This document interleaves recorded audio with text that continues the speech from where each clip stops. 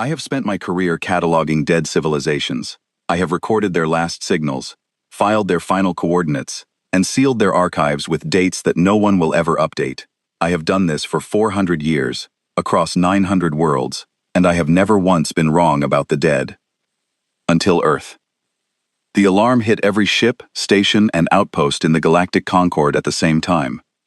I was in the Central Archive on Thesara, alone with my records, when my terminal went white and every emergency frequency screamed to life. The sound was not a distress signal. It was not a weapon signature. It was a pulse, a single wave of structured energy radiating outward from a star system that had been dark for 250 years. Sol, the human system. I dropped the data tablet I was holding and stared at the readout. The pulse was enormous. It had crossed 60 light-years in a matter of hours, which was already impossible, and it carried encoded information in every known Concord language simultaneously. Not a translation, not a broadcast aimed at one species and then adapted for others. Every language, at the same time, woven into the signal like threads in a rope. One word. Ready. My hands were shaking. I had not felt fear like that since I was young, and I did not understand why I felt it now. It was just a word, but it came from a grave. It came from a system the entire galaxy had written off as dead, and it arrived with the casual confidence of someone knocking on your door after you had already buried them. I need to explain what Earth was, because most of the galaxy has forgotten. Humans made contact with the Galactic Concord roughly 340 years ago. They were not the most advanced species we had encountered, and they were not the least. They had faster-than-light travel, but it was crude. They had energy weapons, but nothing that would frighten a Drenari patrol cruiser. What they had, more than anything, was noise. They talked constantly. They broadcast music into open space. They sent diplomatic envoys to species that had not asked for them. They formed trade agreements with civilizations that barely tolerated their presence. They were loud and eager, and slightly exhausting, the way a young animal is exhausting when it follows you around and refuses to sit still. They joined the Concord and traded actively for about 90 years. They were minor members, neither powerful nor irrelevant. They contributed to joint scientific projects. They participated in cultural exchanges. They adopted alien orphans, which disturbed some species and charmed others. They argued in council sessions, and apologized afterward, and then argued again the following day. And then they stopped. There was no warning, no crisis, no visible catastrophe. One day Earth was transmitting on every frequency, and the next it was quiet. The final message arrived 250 years before the pulse. I was a junior clerk at the time, barely a century old, sorting records in a basement office. The message was not dramatic. It was not a cry for help or a declaration of war. It was a formal notice, polite and brief, stating that Earth was restructuring internal priorities and requesting a period of non-contact. That was it, restructuring internal priorities. As if a civilization of 12 billion people had simply decided to take a long lunch. My supervisor at the time was a Telvari elder named Kasrin. When the message came through, she read it, filed it, and said something I have never forgotten. They will either come back or they will not. Either way, it is not our concern. She was wrong, of course, but it took 250 years to prove it. The silence was total. No signals, no trade ships, no communication of any kind. The Concord sent 3 expeditions to investigate over the following century, and each one ended badly. The first expedition departed 30 years after the silence began. It was a small scientific survey, 4 ships, 20 crew, led by a Mellery astrophysicist named Dr. Oreen, who had published several papers on human stellar engineering and considered herself an expert on their capabilities. She was not prepared for what she found. The expedition reached the outer boundary of the Sol system and reported anomalous energy readings at the heliosphere. Something is different about the edge of the system, Orion reported in her final transmission. Something structural has changed. We are detecting a boundary that should not be here. It is not natural. It is not any form of technology we recognize. We are detecting what appears to be a solid surface where open space should exist. They requested additional scanning equipment and extended mission parameters. The Concord dispatched the equipment. It arrived at the rendezvous coordinates 6 weeks later and found nothing. No ships, no debris, No energy residue. No trace that 4 vessels and 20 scientists had ever existed. The official report listed them as lost to unknown causes. I read that report 17 times over the following decades, looking for something I might have missed. I never found it. The second expedition was military. 85 years into the silence, the Concorde sent a Drenari battlecruiser with a full sensor array and enough firepower to crack a small moon. The battlecruiser reached the Sol system, performed a long-range scan, and transmitted a single image before it also went silent. The image showed the outer solar system: Jupiter, Saturn, Uranus, Neptune, the gas giants that had been mapped and catalogued decades earlier. They were gone. Not destroyed, not displaced, gone. The space where they had been was empty, clean, as if someone had reached into the solar system and plucked them out like fruit from a bowl. The image circulated through the Concorde's intelligence networks for about a year before it was classified. The official explanation was sensor malfunction. No one believed it. No one wanted to think about what the alternative meant. The Concorde did not send a third expedition. They held a vote instead. 312 species participated. The motion was simple: classify Sol as a quarantine zone, prohibited space, no entry, no contact, no exceptions. The vote passed with less than 10 minutes of debate. I watched the proceedings from my archive. Not a single delegate argued against the motion. They were relieved. They wanted a locked door between themselves and whatever was happening in that system, and they got one. And the galaxy forgot about Earth. It is remarkable how quickly a civilization can be erased from collective memory when there is no one left to remind you it existed. Within a generation, humans were gone from the textbooks. Within 2 generations, they were gone from casual conversation. The trade routes they had helped establish were renamed. The cultural exchange programs they had participated in were archived and closed. The alien orphans they had adopted grew old and died, and their stories were recorded by nobody except me. I kept every record. Every trade manifest, every diplomatic note, every minor cultural artifact that passed through Concorde channels with a human signature attached. I filed them in chronological order, and I maintained them with the same care I gave to every other extinct civilization in my archive, because that is what I believed they were: extinct. I did not forget. It was my job to maintain the file, and I maintained it. I updated it every decade with the same notation: no change, no signal, no contact. The file grew thinner over the centuries, not thicker. Other archivists stopped asking me about it. New species joined the Concorde and had never heard of humans. Old species remembered them vaguely, the way you remember a neighbor who moved away when you were young. Earth became a cautionary tale, a ghost story for young diplomats. Even the loud ones go quiet eventually. But I kept the file open, perhaps because the silence was too clean. When civilizations die, they leave wreckage. They leave refugees and distress signals and fragmentary transmissions begging for help. They leave broken ships drifting in the dark. Earth left nothing. It was not the silence of death. It was the silence of a closed door. And now, 250 years later, the door had spoken. I was summoned to the High Chamber within the hour. The High Chamber is the largest enclosed space in Concorde territory. A vaulted hall carved into the heart of Thesara Station, large enough to seat representatives from every member species. I had been inside it perhaps a dozen times in my career, always as an observer, always at the margins. It was a space designed to remind you that you were small, that the Concorde was vast, and that decisions made here shaped the lives of trillions. Today it was not impressive. Today it was terrified. The chamber was full, every seat occupied, every species represented. The noise was enormous, a wall of competing languages and frequencies and pheromone signals. The central display showed the pulse signature on a loop. Ready, ready, ready. Admiral Korath of the Drenari was standing at the command podium. He was old, even by Drenari standards, his scaled face lined with scars from conflicts most of the chamber had already forgotten. He was the highest-ranking military officer in the Concorde, and he looked deeply uncomfortable. "The archivist Valen will now present the historical record," he said. I walked to the podium and told them everything. The final message, the expeditions, the missing planets, the quarantine vote, the decades of nothing.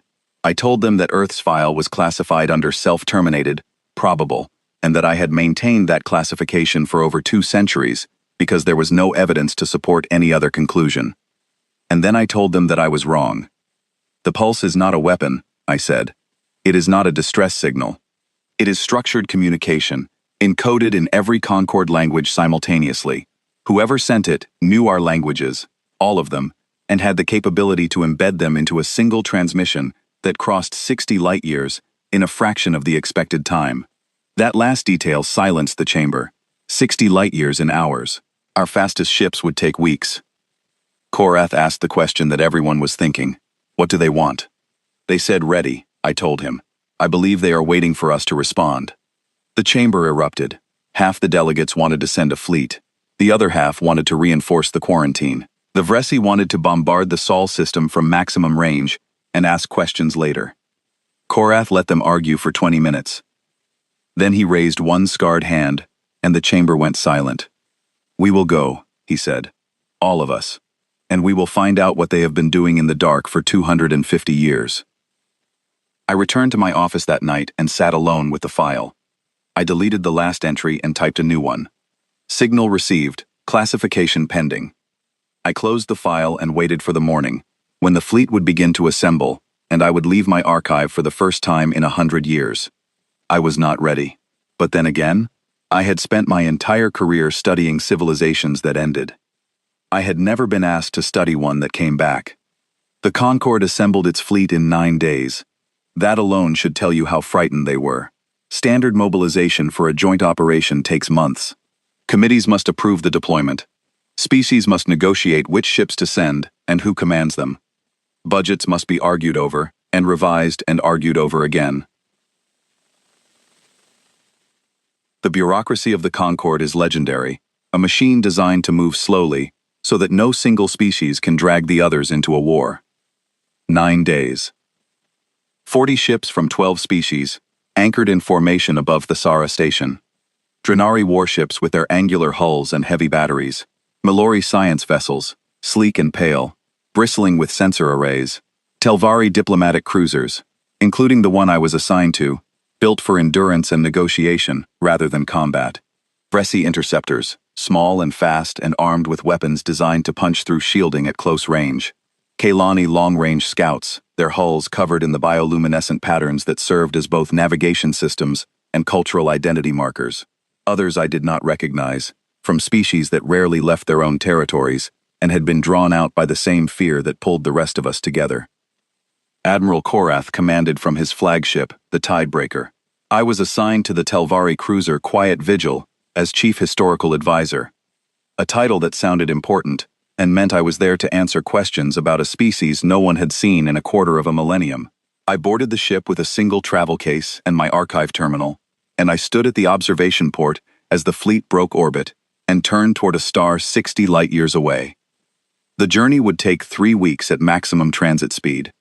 3 weeks of empty space and nervous waiting, and the low hum of engines pushing us towards something that every instinct told us to avoid. The mood aboard the Quiet Vigil was tense, in a way I had not experienced before. The crew spoke in low voices. Meals were eaten quickly and silently. The observation ports, which were normally popular gathering spots during long transits, were empty. No one wanted to look at the stars and think about what might be waiting at the end of the journey. I spent my evenings in the ship's small library, surrounded by data terminals and the faint hum of the environmental systems, and I read everything I could find about the species we were going to visit. Or investigate. Or confront. No one had decided which word to use yet. I spent the first week reviewing everything the Concord had on record about humanity. Trade logs, cultural exchanges, scientific publications, diplomatic correspondence. I read old reports from ambassadors who had visited Earth, their impressions of the planet's chaotic cities and noisy markets, and the unsettling way humans would look you in the eye and smile as if they knew something you did not. I read trade manifests listing goods humanity had exported. Tools, music, biological samples from their ecosystems, educational materials, handmade crafts that Concord diplomats had received as gifts and catalogued with polite bewilderment. One manifesto recorded the export of something called a quilt, a decorative blanket made from scraps of old fabric sewn together by hand. The Mellery trade assessor had classified it as primitive textile waste. The quilt was beautiful. I saw images of it in the archive. Someone had spent hundreds of hours assembling it, and the pattern told a story if you knew how to read it, which no one in the Concorde did, because no one had bothered to ask. But there was something in the scientific records that nagged at me, something that had been buried under the routine. In the final decade before the silence, human scientific output had tripled. Not gradually, not as part of a slow upward trend. A sudden, sharp increase, as if someone had thrown a switch. Papers on theoretical physics, energy manipulation, spatial geometry, thermodynamic modeling. Dozens of them, then hundreds. They were published openly, submitted to Concorde research databases, available to anyone who cared to read them. Almost no one had. I pulled up the review logs. The papers had been flagged by Concorde peer reviewers and dismissed uniformly. The criticism was consistent across every reviewer and every species. The mathematical frameworks did not correspond to any Concorde standard. The notation was unfamiliar. The conclusions were speculative. One reviewer, a Mallory physicist named Serene, had written a single line in her assessment that I found 300 years later in the archive. Interesting ideas. Unsound methodology. Not recommended for further study. I loaded the old equations into my ship's processing core, which was considerably more powerful than anything available when those papers were first submitted. The Quiet Vigil's computer was a fifth-generation Telvari analytical engine, capable of modeling complex systems that would have overwhelmed the processors of 3 centuries ago. The processor ran for 6 hours. I sat in my cabin and watched the progress bar crawl forward, and felt the ship vibrate gently beneath me as it pushed through the emptiness between stars. The progress bar reached its end. The processor returned a result. But it was not a result. It was an error code, and the error message said something I had never seen in 400 years of working with computational systems. Solution exceeds known physical constants. I ran it again, same result. I ran it a third time with expanded parameters, giving the processor permission to extrapolate beyond the Concorde's established physical models. The processor ran for 12 more hours and returned a partial solution that filled my screen with numbers and relationships that I could not interpret, but that my computer flagged as internally consistent. The math was not wrong. The math was correct. It simply described operations that our physics said were impossible. I ran the equations through 3 more configurations, each time expanding the processor's freedom to extrapolate. Each time the results came back consistent, internally coherent, and completely outside the boundaries of known science. It was like finding a map to a country that every atlas said did not exist, drawn in precise detail, with roads and rivers and cities clearly labeled, and realizing that the country had been there all along but no one had looked in the right direction. I stared at the screen for a long time. Then I understood something that changed the shape of everything that followed. The Concorde had not ignored human science because it was wrong. They had ignored it because they could not understand it. And by the time anyone might have taken a second look, Earth had already gone silent, and the file had been sealed, and no one cared about the speculative papers of a dead civilization. I brought my findings to Senara Voss, the Mallory chief scientist on our ship. She was young for a Mallory, sharp and skeptical, the kind of researcher who treated every claim as guilty until proven innocent. She had been assigned to the mission because her superiors considered it a waste of time, and she was junior enough to be expendable. She did not know yet that this mission would define the rest of her career. She reviewed the equations for 2 days without sleeping, which is not unusual for a Mallory, but alarmed the medical staff. She filled her cabin with handwritten notes and holographic models and empty nutrient containers. When she finally emerged, she looked different. Not frightened exactly. Rewritten, as if the equations had reached into her understanding of the universe and rearranged the furniture. These equations describe operations on space-time itself, she told me. Not movement through space. Not energy generation. Not manipulation of matter. They describe the ability to alter the fundamental structure of reality at a level that our physics does not acknowledge exists. If these are correct, and I am not yet willing to say they are, then the civilization that produced them is not merely advanced. It is operating in a category we do not have a name for. What category would you suggest? I asked. She looked at me with an expression I had never seen on a Mallory before. It took me a moment to recognize it as humility, an emotion that Mallory do not experience naturally, and therefore find deeply uncomfortable. The category above us, she said. I shared her findings with Korath through the fleet channel. He listened without interrupting, which was unusual for a Drenari, and when I finished, he was silent for almost a full minute. Then he said something that I recorded in my journal, because it captured the mood of the entire fleet in a single sentence. "I have fought 37 engagements in my career," he said. "I have never once approached an enemy I could not understand. I do not know what we are flying toward, but I know that we will not turn back." The fleet reached the Sol system on the 19th day.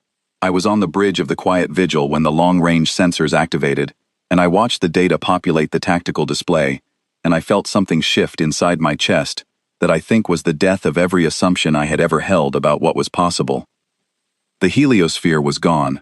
The heliosphere is the boundary of a star's influence, the outer edge of the solar wind, a diffuse and gradual thinning of energy that marks where a star system ends and interstellar space begins. Every star has one. It is as natural and expected as a coastline. Sol's heliosphere had been replaced. In its place was a shell. A hard, smooth, uniform barrier enclosing the entire star system, approximately 100 astronomical units in diameter. It was not made of any material in the Concorde's database. It was not emitting energy. It was not reflecting light or absorbing radiation, or interacting with the interstellar medium in any detectable way. It was simply there. A wall around a star. Perfect and seamless, and vast beyond comprehension. I tried to grasp the scale of it, and failed. 100 astronomical units is roughly 14 billion kilometers. The shell enclosed a volume of space so large that our entire fleet could have spent years exploring its exterior surface, without covering a meaningful fraction of it. And it was smooth. Not the rough, pitted surface of an asteroid, or the layered complexity of a planetary atmosphere. Smooth the way mathematics is smooth. Smooth the way a perfect equation is smooth. It had been designed, and the designer had not made a single error that our instruments could detect. The bridge went silent. 40 ships hung in formation before a barrier that dwarfed anything any of us had ever seen, and no one said a word. I could hear the hum of the life support systems, and the faint clicking of Korath's claws on his command console aboard the Tidebreaker, transmitted through the open fleet channel. Then Korath gave the order to launch a probe. The probe was a standard Drenari reconnaissance unit, fast, expendable, packed with sensors. It accelerated toward the shell, transmitting telemetry in real time. We watched it cross the final kilometers. It reached the shell, and passed through. Not through a door, or a gap, or a weak point. Through the shell itself, as if the barrier had simply decided to allow it entry.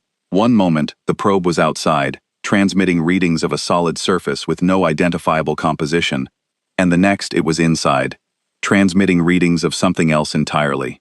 The transition was instantaneous. There was no deceleration, no buffering zone, no airlock or membrane.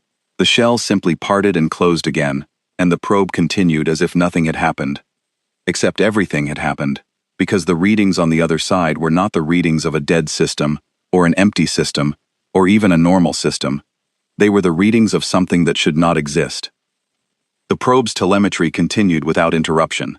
Interior readings flooded the tactical display, and I heard Sonara Voss inhale sharply beside me. The Kailani navigator made a sound that I had never heard from her species before, a low vibration that I felt in my chest rather than heard with my ears. The communications officer turned to look at me, and his face held an expression that I recognized because I had seen it in the mirror every day for 250 years. It was the expression of someone who has just realized that everything they believed about a particular subject was wrong.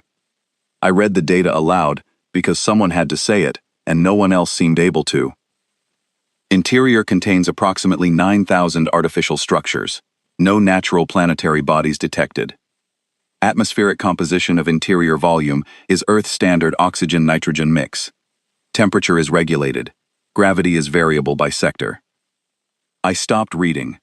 The bridge crew was staring at the display with expressions I will remember for the rest of my life. The Kailani navigator had placed both hands flat on her console, as if she needed to hold on to something solid. The Telvari communications officer had closed his eyes. Sonara Voss was gripping the railing in front of her with both hands, her knuckles white. They had taken the planets apart, every one of them. Jupiter, Saturn, Neptune, Uranus, the rocky inner worlds, the asteroid belt. Every natural body that had once orbited this star had been dismantled and rebuilt, into 9,000 structures, arranged in geometric precision, and they had filled the interior of the shell with breathable air and managed gravity, as if the entire solar system were not a collection of orbiting worlds, but a single enormous room. A room the size of a solar system, built by a species the galaxy had forgotten. Korath opened the fleet-wide channel. His voice was steady, but I knew him well enough by then to hear the effort behind the steadiness. "All ships hold position," he said. "We are going in." The fleet moved forward, 40 ships from 12 species, carrying the combined military and scientific might of the Galactic Concord, approaching a shell that should not exist around a star system that should have been dead. The shell let us through without resistance, as if it had been waiting. And what we found on the other side made everything we thought we knew about the universe feel very, very small. The interior of the Sol system was not a solar system anymore. I need to say that clearly, because the words I am about to use will sound like exaggeration, and they are not. I have visited 900 worlds. I have cataloged civilizations that built cities in the cores of gas giants, and species that wove their homes from the magnetic fields of neutron stars. I have seen things that would overwhelm the minds of lesser archivists, and recorded them with steady hands and precise language. Nothing prepared me for this. The planets were gone. All of them. Mercury, Venus, Mars, the gas giants, the dwarf planets, the asteroid belt. Every natural body that had once orbited this modest yellow star had been taken apart, molecule by molecule, and rebuilt into something else. In their place, arranged in concentric rings around the sun, like the layers of a living machine, were structures. Thousands of them. Some were habitats, enormous cylinders and spheres, with transparent walls through which I could see forests, oceans, cities glowing with soft light. Some were machines of a kind I could not identify, vast geometric forms rotating slowly in the regulated gravity. Their surfaces covered in patterns that seemed to shift when I looked at them directly. Some were gardens, open-air ecosystems exposed to what should have been the vacuum of space, except there was no vacuum anymore, because the entire interior of the shell was pressurized and warm and breathable. The sun itself was different, not changed exactly, managed. A partial framework surrounded it, not a complete Dyson sphere, but something more elegant, a lattice of energy-conducting structures that wrapped around the star like fingers cupping a flame. The framework was not harvesting all the sun's energy. It was regulating it, smoothing the output, controlling the temperature and radiation levels throughout the interior volume. Like a thermostat for a star. I stood at the observation port and tried to take it in, and failed. The human mind, and the Telvari mind for that matter, is not built to comprehend engineering at this scale. We can understand a city, we can understand a station, we can even understand a world, given enough time and enough maps. But a solar system rebuilt from scratch, every atom repurposed, every orbit recalculated, every natural process replaced with something designed and intentional, that is not engineering.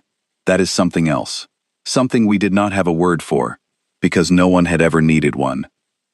Our science officers began cataloging what they saw.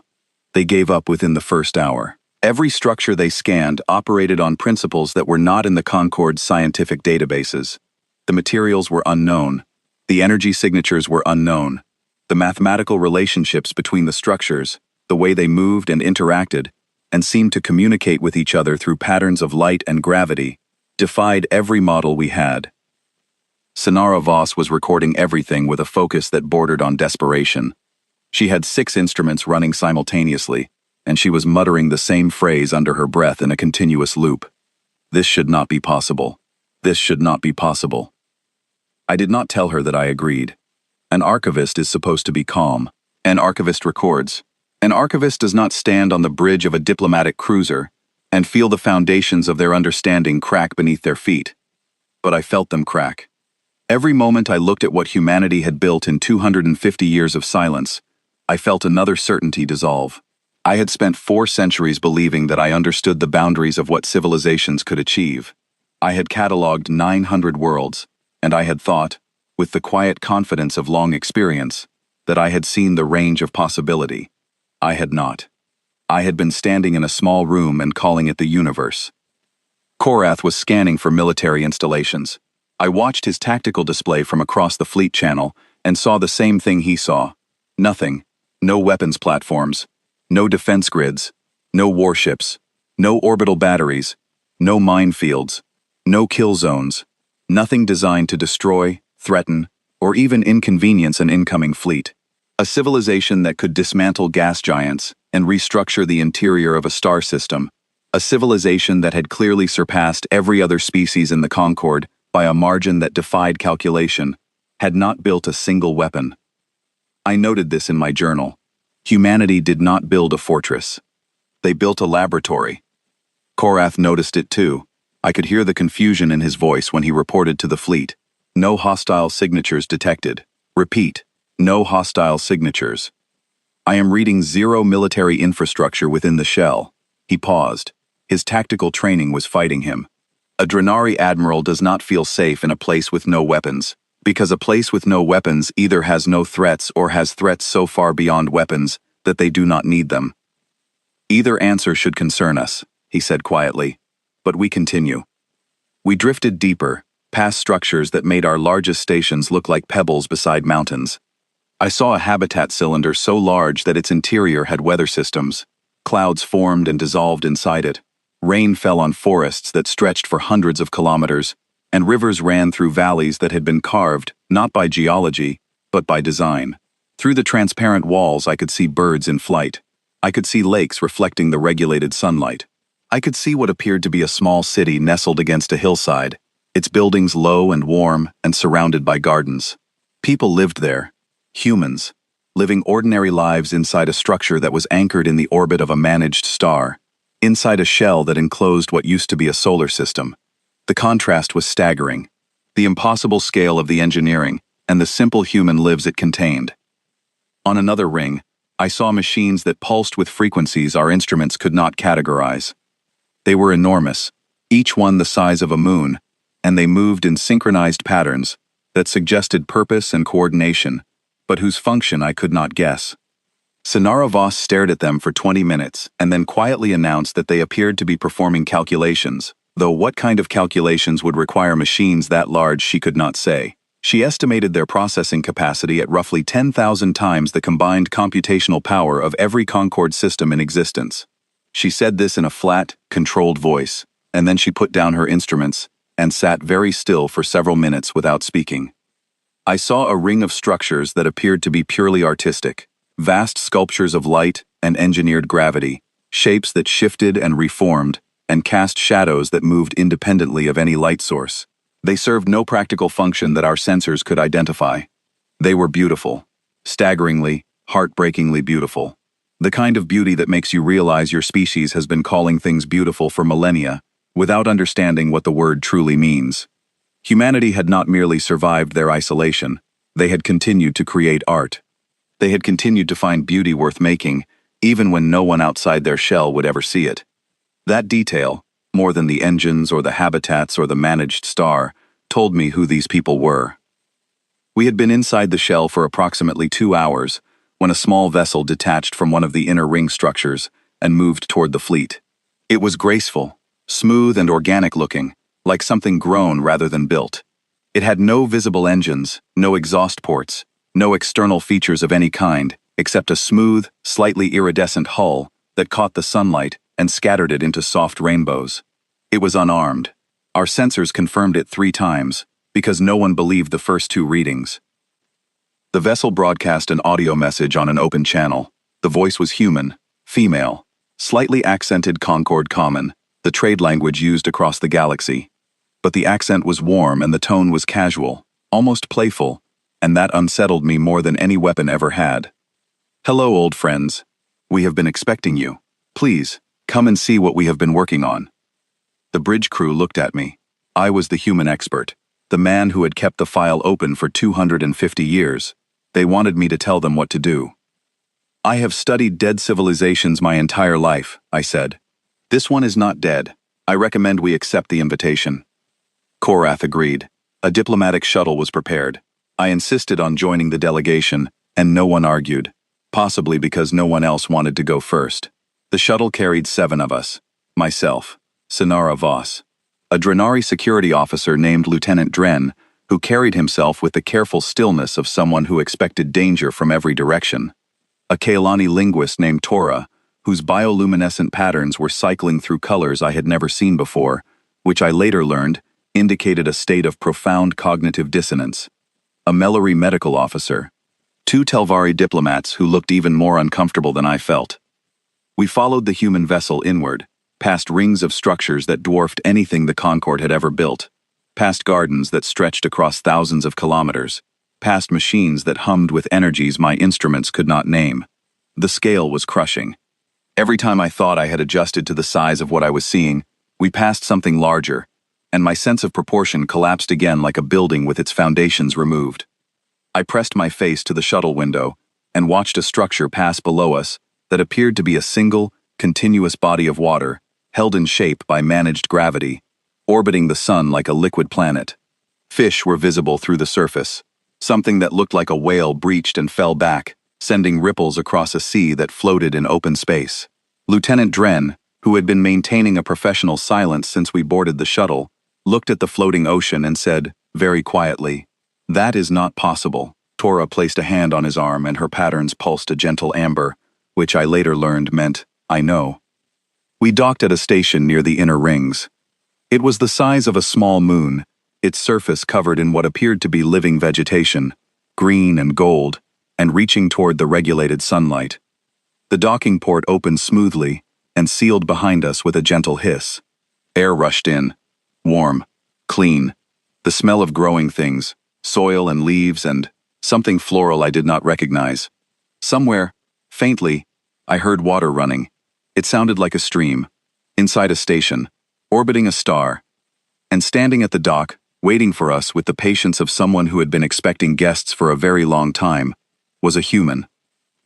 She was tall and calm. She appeared to be about 40 years old by human standards, though I knew better than to trust that estimate.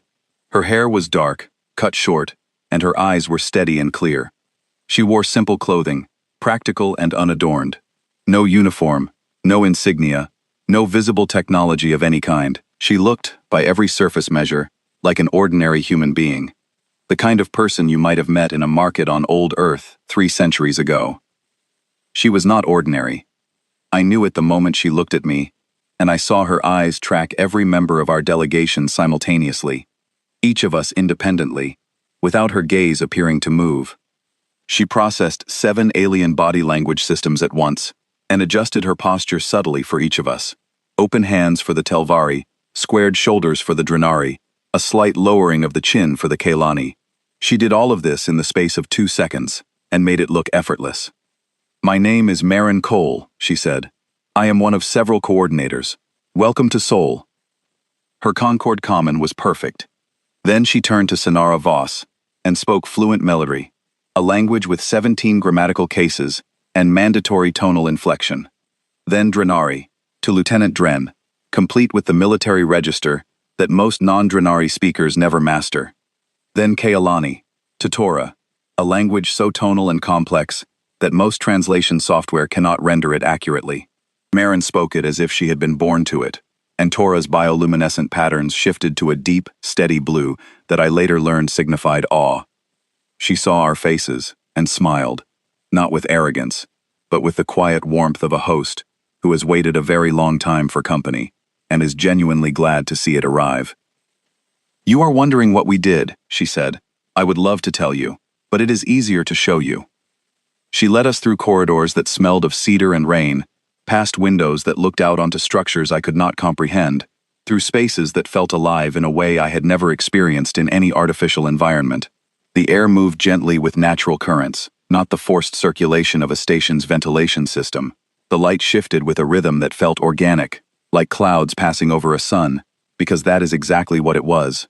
The station had weather, internal weather, managed and gentle, but real. We passed other humans along the way. They looked at us with curiosity but not surprise. Some smiled, some waved. A child, a girl of about 7 years old with dark curly hair and bare feet, stopped in the corridor and stared at Tora with undisguised fascination, her eyes wide at the shifting bioluminescent patterns. Tora knelt down to the child's level and pulsed a gentle sequence of colors that made the girl laugh and reach out to touch the light. Marin watched this exchange with an expression that told me more about what humanity had become than any scientific data could. They had not lost their warmth.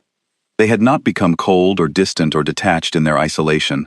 250 years alone, and a human child still reached out to touch something beautiful and strange without a moment of fear. I walked beside Marin. I had 1,000 questions. I started with the simplest one. Why did you go silent? She looked at me with those steady eyes, and I had the strange sensation that she was deciding how much to tell me. Not because she wanted to hide anything, but because she was choosing the gentlest way to say something enormous. Because we found a problem, she said, and it required our full attention. What problem? She did not answer immediately. Instead, she led us to a window, a vast transparent panel that stretched from floor to ceiling, and she gestured for us to look. Below us, suspended in the regulated gravity of the inner system, was a structure unlike anything else we had seen. It was not a habitat, or a machine, or a garden. It was a lattice of light and matter, vast and shifting, pulsing with a rhythm that was slow and deep and steady, like a heartbeat. Energy moved through it in patterns that my instruments registered as impossible. Matter folded and unfolded within it, changing state in ways that contradicted the known laws of physics. It was beautiful. It was terrifying. It was the largest single structure I had ever seen, and it was alive with purpose. What is that? Sonara Voss whispered beside me. Marin Cole looked at the lattice, and her expression changed. The warmth was still there, but beneath it was something older and harder. Pride, perhaps. Or the memory of a cost so enormous that even pride could not quite cover it. She said 2 words, simple words, words that every species in the galaxy understood, because every species in the galaxy feared the thing they described. We solved entropy.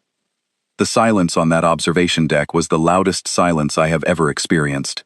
7 representatives of the Galactic Concord stood at the edge of everything they had ever believed and looked down at the thing that proved it was all about to change. Sonara Voss sat down on the floor. Lieutenant Dren placed one hand against the window as if he needed it to stay upright. Tora's bioluminescent patterns went completely dark, which I later learned was the Kaylani equivalent of losing consciousness while remaining standing. I stood still and stared at the lattice, and felt the weight of 250 years of silence press against my chest like a hand. They had been here the entire time, behind their wall, in the dark, not dying, not hiding, working on the single most important problem in the history of the universe, and they had solved it, and now they were ready to tell us about it. Every species in the Concord had asked the same question at some point in their development. It is a question so fundamental that it is almost genetic, bred into the bones of any civilization that looks up at the stars long enough to understand what it is seeing. The question is simple: is the universe dying? The answer, for as long as any species had existed to ask, was yes. Entropy. The second law of thermodynamics, the slow, inevitable dispersal of energy from ordered to disordered states. Stars burn out, matter decays, heat dissipates. Given enough time, everything that exists will become nothing, not destroyed, simply spread so thin and so cold that the difference between something and nothing becomes meaningless. Every civilization in the Concord knew this. Most accepted it the way you accept gravity. It was the background condition of existence, the price of living in a universe that was, on the longest timescale, winding down. Some species built religions around it. Some built philosophies. The Drenari developed an entire martial tradition based on the principle that all things end, and therefore the only honorable act is to fight well before the end arrives. The Melori incorporated entropy into their mathematics, treating it not as a problem, but as a boundary condition, a wall at the edge of all equations that could not be moved. Humans did not accept it. Marin Cole walked us through the history with the patience of a teacher who has been preparing this lesson for a very long time. She led us from the observation deck to a chamber deep inside the station, a room lined with displays that showed 250 years of work compressed into a single visual narrative. She spoke clearly and calmly, and she did not rush, and she did not simplify, and she did not condescend. She told us the truth, all of it, including the parts that were not triumphant. 260 years ago, she said, human physicists confirmed what many had suspected for centuries. The universe is dying, not quickly, not for billions of years, but with absolute certainty. Entropy cannot be reversed. That was the accepted position of every major scientific institution on Earth, and every member species of the Concord. The math was clear. The laws of thermodynamics were settled. She paused. We did not find them acceptable, she said. The displays behind her showed the early years. Research teams, scattered across Earth and its small colonies, working independently on the same problem. Papers published, arguments fought, funding begged for and denied and begged for again. The scientific establishment pushed back hard. You cannot reverse entropy. It is not a problem to be solved. It is a law to be obeyed. The humans who disagreed were not the establishment. They were the stubborn ones, the ones who refused to accept locked doors, the ones who looked at a fundamental law of the universe and said no, not this, not if we can help it. A physicist named Liam Blackwood wrote the founding paper. I saw his face on Marin's display. A thin man with tired eyes and ink stains on his fingers, sitting in a cluttered office surrounded by handwritten equations pinned to every wall. He had 2 children, Marin told us. He worked on his theory in the hours between their bedtimes and his own, scribbling equations on whatever surface was available, running calculations on outdated equipment that his university could barely afford to maintain. He published his theory 70 years before the silence began, and it was ignored by every major institution in the Concord, and most institutions on Earth. 3 reviewers rejected it. One called it elegant nonsense. Another said it showed promise but lacked experimental feasibility. The third did not finish reading it. The theory proposed that entropy was not a law but a behavior, a tendency of energy under certain conditions, and that those conditions could be altered if you understood the underlying structure of space-time well enough to change the rules. Blackwood died before the silence began. He never knew that his elegant nonsense would become the foundation of the largest engineering project in the history of the universe. His children knew. His daughter, Ruth Blackwood, became one of the first engineers on the Entropy Project.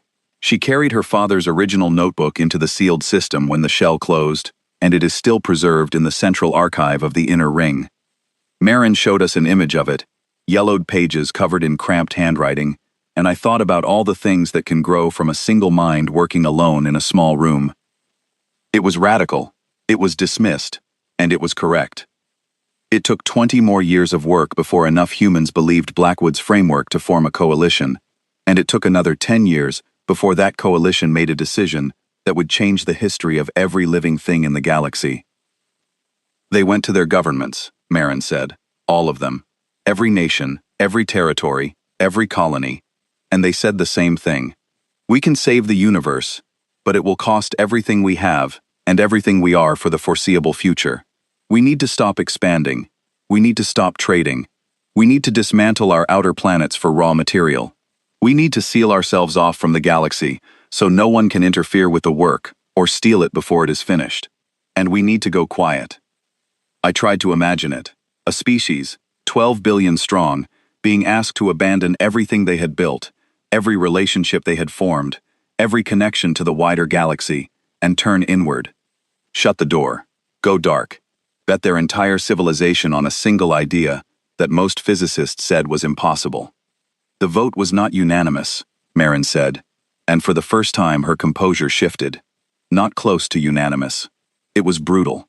Families divided, communities fractured. There were protests, riots, political upheavals that lasted years. People who wanted to keep trading, keep exploring, keep living the way they had always lived, set against people who believed that none of it mattered if the universe was going to die anyway. She was quiet for a moment. The ones who believed won, she said, by a narrow margin, and the ones who lost, most of them stayed anyway, because whatever else humans are, we are not a species that abandons its own. The door closed, the shell went up, the signal stopped, Earth went dark. And then the real work began. I asked Marin what it cost. She looked at me, and for the first time since we had met her, the steadiness in her eyes cracked. Just slightly, just enough for me to see what was behind it, not weakness, grief. The first generation built the infrastructure, she said. They dismantled planets. They constructed the computational arrays and the energy frameworks and the fabrication systems. They worked themselves to exhaustion, and many of them died young, and they never saw a single result. They did it on faith, on the belief that the generation after them would take it further. A woman named Ellen Price led the planetary disassembly program. She oversaw the dismantling of Neptune, the first planet to be processed, and she turned its mass into the foundation of the outer ring structures. She died at 53. Her last recorded words were, "Tell the next shift the alignment tolerances are wrong," on Section 9. The second generation ran the experiments. Thousands of experiments. Millions. Most of them failed. Some of them failed catastrophically. There was an accident in the 73rd year that destroyed an entire habitat ring and killed 14,000 people in 6 seconds. Marin said the number without flinching, but her hands were tight at her sides. A man named Nathan Cross was the chief engineer on that ring. He survived the accident and spent the rest of his life redesigning the safety protocols to ensure it could never happen again. He succeeded. It never did. But the memorial for the 14,000 was the largest structure on the inner rings for over a century, until the entropy engine itself grew to surpass it. The third generation almost quit. The political fractures that had never fully healed reopened. A faction called the Open Door Movement demanded that the shell be taken down and contact with the Concorde restored. They argued that the project was a failure, a monument to arrogance, a tomb that their grandparents had built and their parents had sealed, and their children would die inside. The debates lasted 11 years. Communities turned on each other. Families that had held together through the first century of sacrifice broke apart. A man named George Calloway held it together, Marin said. He was not a scientist. He was not a politician. He was a teacher. He taught children on one of the inner ring habitats, and when the open door movement was at its peak, he walked into the Central Assembly and he said one thing. She paused. I could see her choosing whether to say the words or to summarize them. She said the words. He said, "If we open the door now, we will be comfortable. We will trade again. We will talk to the stars again. And in 10 billion years, every star will go out, and every species we traded with, and every child we taught, and every song we sang, will vanish, as if it never existed." He said, "I would rather my students inherit a universe that lasts than a civilization that quits." The assembly voted to continue. The open door movement dissolved. George Calloway died 8 years later without seeing the results of his stubbornness. His students carried his words forward, like a flame passed from hand to hand in the dark. The fourth generation cracked it. Marin brought us to the core structure, the lattice of light and matter we had seen from the observation window. Up close, it was even more staggering. The lattice occupied a volume larger than old Earth, a cathedral of energy and engineered space-time that pulsed with slow, patient rhythms. It was warm. I could feel it on my skin, a gentle heat that was not thermal, but something else, something deeper, as if the lattice were radiating possibility itself. "This is the engine," Marin said. "It reverses entropy on a local scale. Within its field, energy states can be reversed. Decay can be undone. Waste heat can be recaptured and reordered. Matter that has degraded can be restored to its original state." She led us to a small chamber adjacent to the main lattice. Inside was a sealed glass container. Inside the container was a flower. It was dead. Brown, withered, crumbling at the edges. A simple earth flower, unremarkable and lifeless. Marin pressed a control on the chamber wall. The lattice pulsed.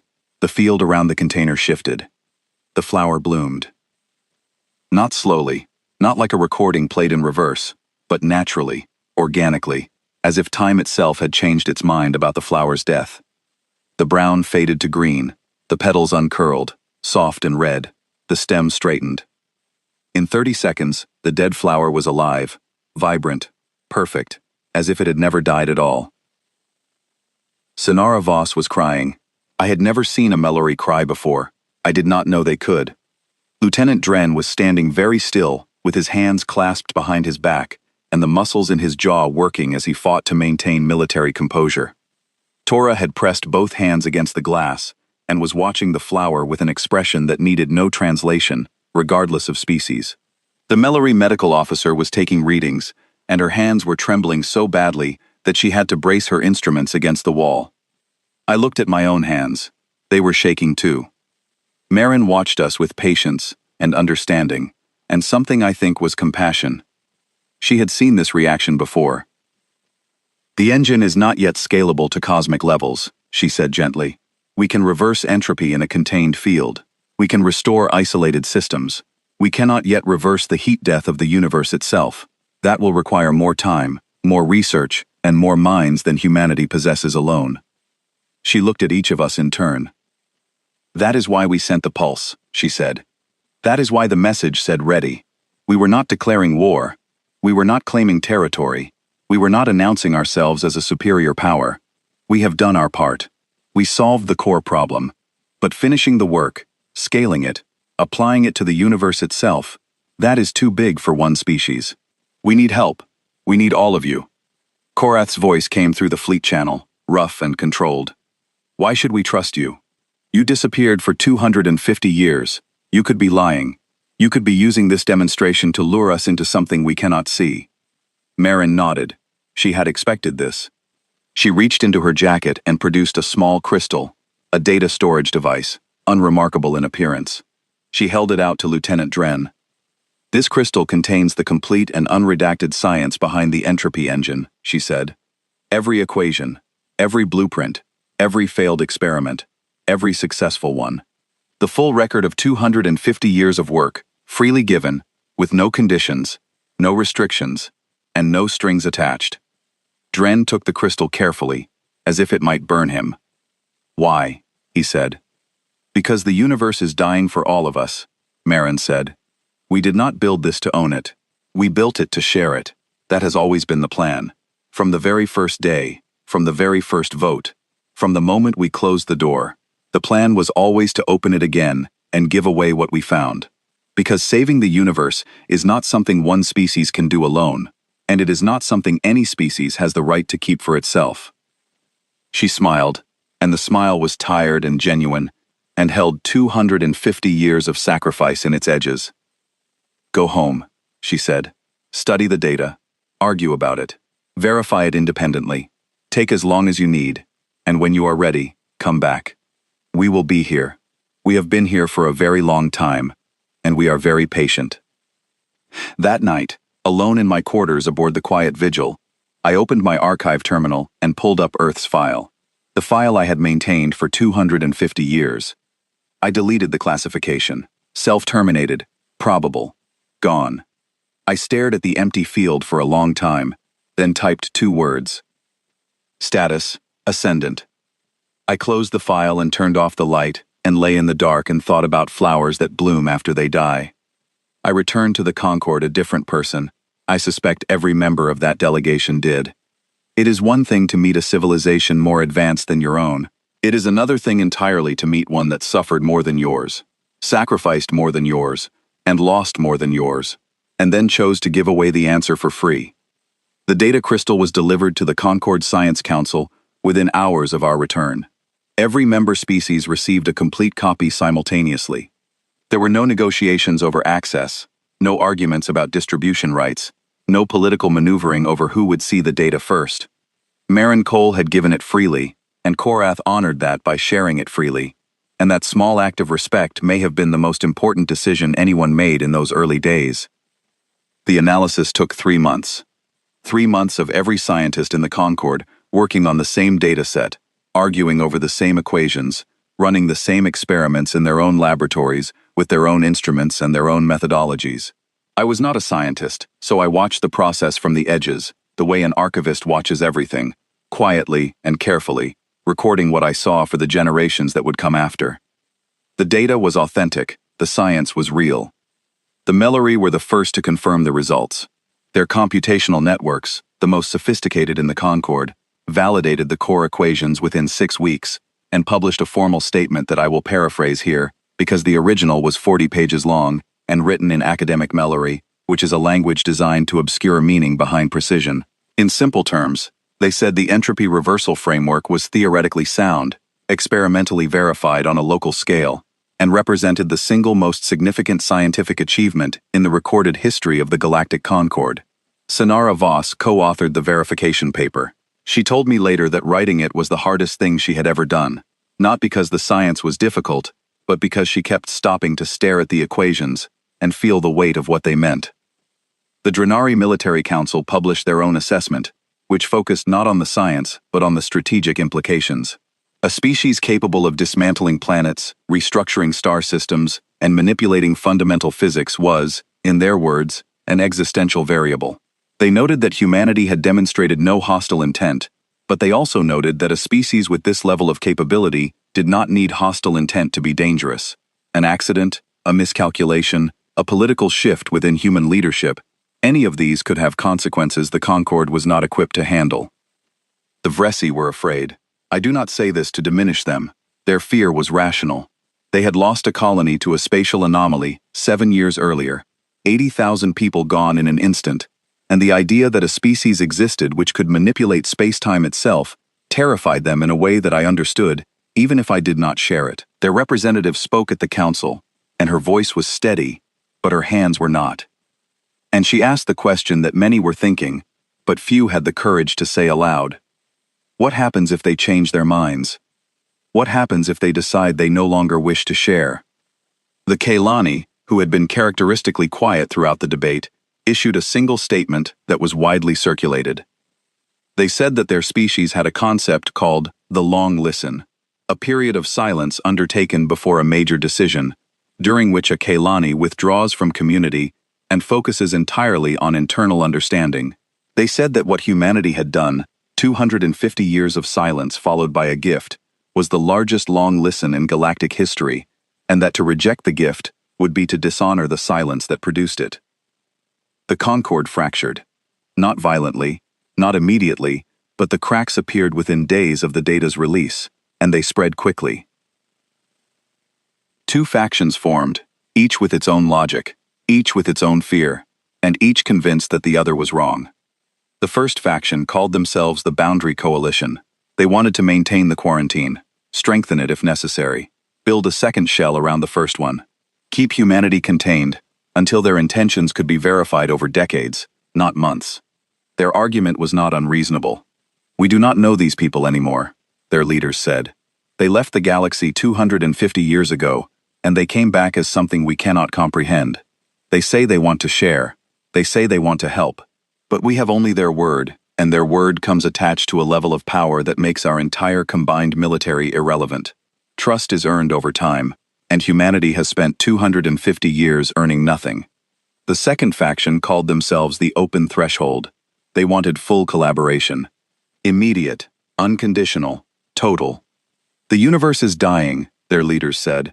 Entropy is not a political problem, or a military problem, or a diplomatic problem. It is a physics problem, and the only species that has ever solved it is offering to share the solution. Refusing that offer out of fear is not caution, it is choosing comfort over survival. I attended the debates. I testified again, twice, 3 times, each time presenting the same facts and watching them land differently, depending on who was listening. The Boundary Coalition heard my description of the missing planets, and the impossible shell, and the structures beyond comprehension. And they heard threat. The Open Threshold heard the same description, and heard miracle. The same data, the same words, interpreted through the lens of whatever each listener feared most. I found the debates agonizing. Not because the arguments were bad, but because they were both good. The Boundary Coalition was right that trust must be earned, through time and transparency. The Open Threshold was right that entropy does not negotiate and does not wait for committees to reach consensus. Both positions were rational. Both were sincere, and only one could win. The vote was held in the High Chamber, on a morning that felt like every other morning, because history rarely announces itself in advance. 312 species voted. The process took 4 hours, because each species was permitted a final statement before casting its decision. I sat in the gallery and recorded every word, because that is what archivists do, and because I knew that whatever happened in that chamber would be remembered for longer than most civilizations last. I remember the Vresi representative, a small gray being with enormous dark eyes, standing at the podium and saying that her species had lost 80,000 people to a force they did not understand, and that she was terrified of a species that could wield such forces deliberately. Her voice did not waver. Her hands did. And then she said that 80,000 deaths would mean nothing if the universe itself died, and that fear of power is a poor reason to reject the only chance anyone has ever had to save everything that exists.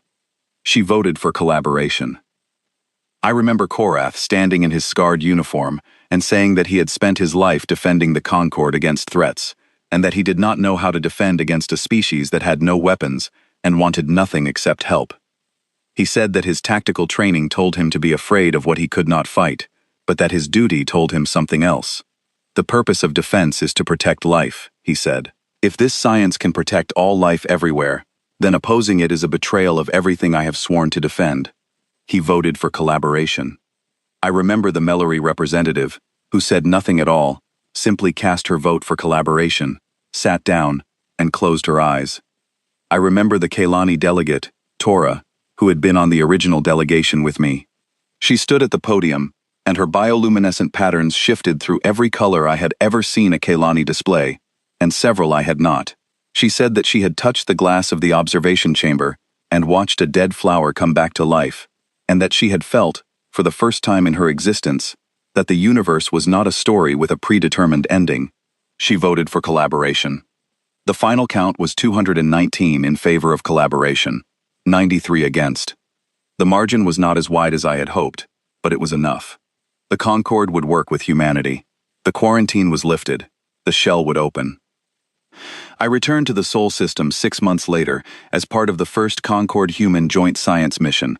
The fleet was larger this time, 200 ships from 30 species, carrying thousands of scientists, engineers, diplomats, and a single archivist who had kept a file open for 2.5 centuries and was finally about to see what came next. The shell was different when we arrived. It had not been removed, but it had been changed. Where before it had been opaque and impenetrable, it was now transparent. Sunlight, real sunlight from a real star, streamed outward into interstellar space for the first time in 250 years. I stood at the observation port of the quiet vigil and watched the light reach us, warm and golden, and I felt something that I can only describe as the opposite of grief. Not joy exactly, relief. The relief of a door opening after you have listened to silence on the other side for longer than you thought you could bear. The Sol system was visible from outside for the first time since the silence began. The rings of structures, the gardens, the habitats, the vast machines of unknown purpose, and at the center, glowing with the steady pulse of managed energy, the lattice, the entropy engine, the thing that might save everything. The docking procedures were smoother this time. Humanity had built new ports, larger ones, designed to accommodate ships from every Concord species. The stations were welcoming in a way that felt intentional and careful, as if every detail had been considered by people who remembered what it was like to have guests and had missed it. The corridors were wide and warm and filled with the smell of growing things. Humans moved through them with the calm efficiency of people who had been preparing for this moment for a very long time. Maren Cole met us at the primary docking bay. She looked the same as before, calm and steady, but I noticed something I had missed on our first meeting. She was tired.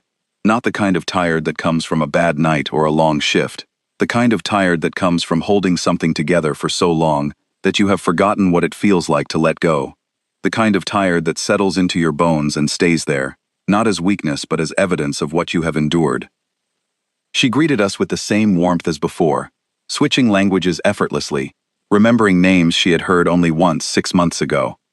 She shook hands with the Mellery scientists and touched foreheads with the Kaylani delegation, and she did it correctly, and I saw Tora's patterns shift to a deep, steady blue.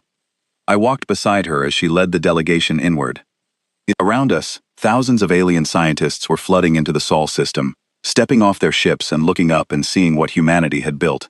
And their faces changed the way every face changes, when it encounters something that rewrites its understanding of what is possible. I saw a Drenari weapons specialist, a woman who had spent her career studying instruments of destruction, stand in a garden the size of a continent and weep.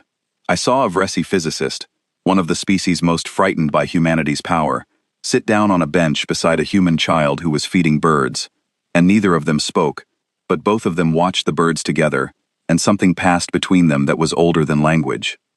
I asked Maren the question I had been carrying since our first meeting. The one I had been afraid to ask because I was not sure I wanted to hear the answer. Was it worth it? She did not answer immediately. She looked out at the arriving ships, the alien scientists pouring into the system she had helped maintain, the species that had once dismissed humanity, now walking through the corridors of humanity's greatest achievement. With wonder and humility in their eyes, she looked at the Drenari specialist crying in the garden, and the Vresi physicist sitting with the child, and the Kailani delegates whose patterns were cycling through colors that meant emotions they had no words for. She looked tired and proud, and something else I did not have a word for, something uniquely human, a stubbornness that had outlasted centuries, a refusal to accept limits that the universe itself had imposed, a willingness to suffer in the dark for the chance to bring light to everyone, including species they had never met and might never meet. "Ask me in another 250 years, she said, and she smiled. I laughed. It surprised me. I had not laughed in a very long time. The joint mission began that day, and it has not ended. I do not think it will end. The work of scaling the entropy engine to cosmic dimensions is the largest scientific project in the history of the galaxy, and it will take generations, perhaps centuries, perhaps longer.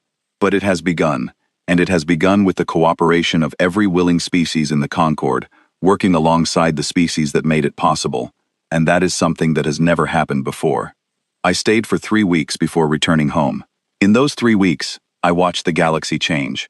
I watched a Drenari engineer and a human mathematician solve a problem together that neither could have solved alone, and I watched them celebrate with a handshake that lasted longer than military protocol would normally allow. I watched a Vresi delegation, the species most frightened by humanity's power, present Marin Cole with a gift from their homeworld, a crystal that contained a recording of their creation myth, and Marin held it to her chest and said thank you, in flawless Vresi, and the Vresi ambassador wept openly and did not apologize for it.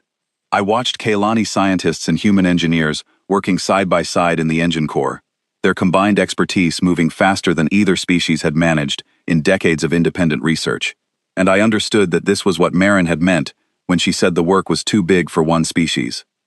I returned to my archive one final time. I sat at my terminal, surrounded by the records of 900 worlds and thousands of civilizations, the vast catalog of everything the galaxy has ever been and everything it has lost. And I created a new category. I had categories for every state a civilization could occupy: active, dormant, collapsed, absorbed, extinct, self-terminated. I had 100 variations and subcategories, each one carefully defined, each one used to sort the living from the dead and the remembered from the forgotten. I created a category that had never existed in the history of the archive, one that no one had ever needed, because no civilization had ever earned it. Foundational. A civilization upon which other civilizations are built. A species that does not simply exist within the galaxy, but changes what the galaxy is capable of becoming. A foundation stone for everything that comes after. I filed Earth's record under this new heading. It was the first entry. It was the only entry. And as I typed it, I thought about George Calloway, the teacher who convinced his species to stay the course when everything in them wanted to quit. I thought about Liam Blackwood, the physicist whose paper was ignored for decades because his own species, and every other species in the galaxy, were too comfortable to look at what he was showing them. I thought about Ellen Price, who dismantled a planet and died before she could see what her work became. I thought about Nathan Cross, who survived an accident that killed 14,000 people, and spent his remaining years making sure it never happened again. I thought about the generation that built the infrastructure and never saw the results, and the generation that ran the experiments and buried their failures, and the generation that almost quit and chose to stay, and the generation that finally, after all of it, held a living flower in their hands and knew that death was not the only ending. I thought about Marin Cole, standing at a docking bay with tired eyes and steady hands, welcoming the galaxy into her home. I thought about all the things that silence can mean. I have spent my life cataloging the ways civilizations end. I was the galaxy's foremost expert on silence, on the empty spaces where voices used to be, on the records that stop updating and the files that gather dust. I built my career on the assumption that silence means death, that a species which goes quiet has nothing left to say. And then one small, stubborn, ridiculous species taught me what silence actually means. It does not always mean death. It does not always mean failure. It does not always mean that the voice has been lost.